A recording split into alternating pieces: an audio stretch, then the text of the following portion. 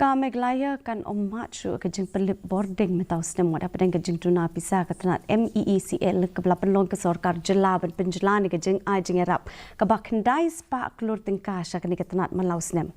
Haba keren kelap patai kubor u kontrol la pentip ke corporation kelanang la Myntri Rangbah ban lat nak ke Jingdunong wat hadin bakala dunong ha ke aggregate technical and commercial ke belah yar syaka khat pra nak ke shispa.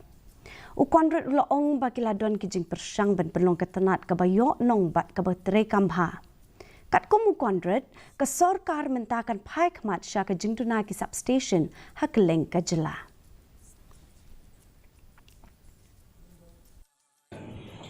No load shedding or regulated load shedding takes place in the state. And this was done last year. There was no regulated load shedding. And this year also, we have announced that there will not be any regulated load shedding, which is a big achievement keeping in mind where MECL was at one point in time and how it has been very challenging to come to this level. At the same time, we are still facing problems because limited number of substations that are there, which then lead to frequent cuts in power because of different conditions that are there at the grassroots level.